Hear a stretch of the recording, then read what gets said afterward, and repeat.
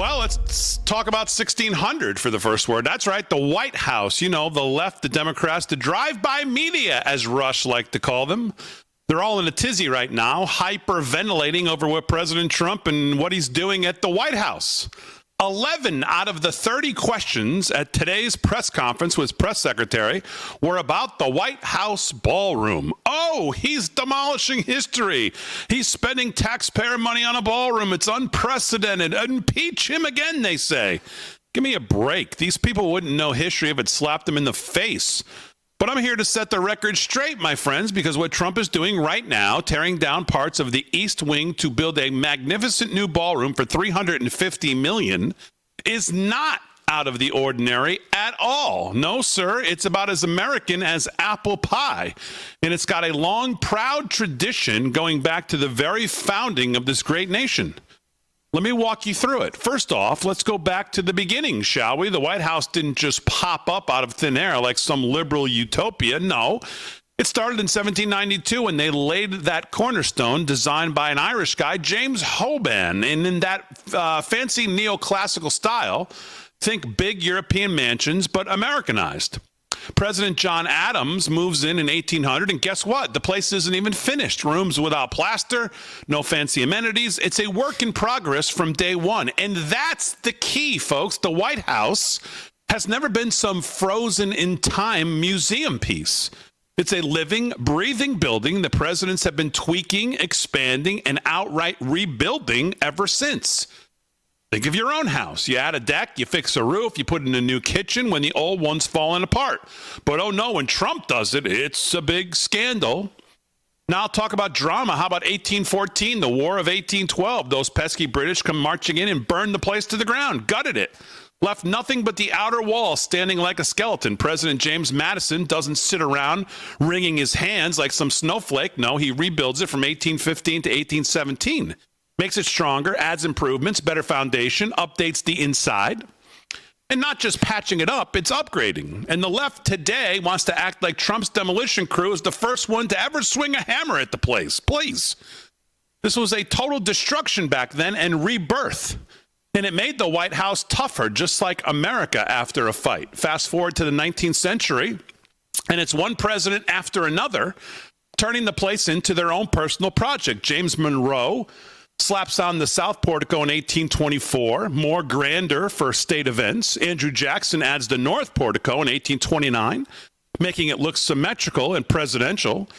Then you've got tech upgrades. Martin Van Buren brings in running water in 1833. Imagine living without that. Millard Fillmore throws in central heating in 1853. These aren't little paint jobs. We're talking about major plumbing, structural overhauls, disruptions galore. How about overcrowding? Well, by the late 1800s, the place is bursting at the seams. Home and office all mashed together. Chester Arthur goes all out in 1882 with Tiffany decorations, fancy glass screens. But the big kahuna, Teddy Roosevelt, in 1902, builds the entire West Wing. Separates the offices from the bedrooms, modernizes everything. His buddy Taft expands it in 1909, adds the Oval Office. Folks, that's not preservation, that's transformation. Presidents making the White House work for them, not the other way around. How about the 20th century? It's like a construction bonanza. FDR, during the Depression and World War II, slaps on the East Wing in 1942. Reception areas, offices, even underground bunkers for security. Sound familiar? That's right, the very East Wing that Trump's working on now was FDR's big addition. But the mother of all renos was Harry Truman, 1949 to 1952. The building was collapsing, floors sagging, walls cracking like a liberal argument. Truman guts the whole interior, leaves just the outer walls, rebuilds with steel beams, modern plumbing, air conditioning. Cost $5.7 million back then. It's like $60 million today. He displaced the whole first family for years, controversial as heck over the price and scope. But did it save the White House? You bet it did. And the media back then whined just like they do now. Jackie Kennedy in the 60s does her historical restorations, fancy furnishings, TV specials to show it off. Nixon in 69 turns the swimming pool into the press room. Reagan in the 80s adds bomb-proof windows amid Cold War threats. Clinton wires it for the internet in the 90s. Bush puts in solar panels, which of course got yanked later. Obama adds a basketball court and every green upgrade you can think of. Every single one of these presidents, Democrat or Republican, treated the White House like a canvas, painting it with their vision, their needs, their era. Security, tech, personal touches, it's all there. So now, October 2025, here comes President Trump again, God bless him, taking on the East Wing. Demolition crews ripping out chunks of that FDR-era structure to build a massive 90,000 square foot ballroom for state dinners, receptions, big events. Cost $350 million. Satellite pictures now show the debris flying as of October 23rd, and the left is having a meltdown.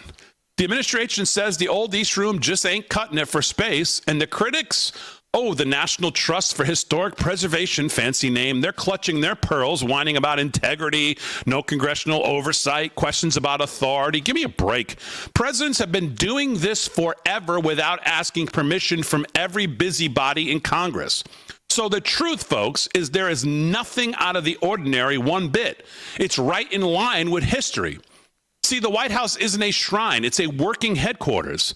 The 1966 Historic Preservation Act says balance history with modern use, and presidents have done just that, consulting experts, then getting it done. Trump's team calls it a proud presidential legacy, and they're spot on. Bold, for sure, but no bolder than FDR's bunkers or Nixon's press room. These things have become part of the fabric. So Trump's 2025 project, just another chapter in a great American story. It's presidential prerogative, pure and simple. The left hates it because they hate Trump. But facts don't care about their feelings. The White House survives because of these changes, not in spite of them. It's dynamic, it's leadership, it's American, and that's the truth.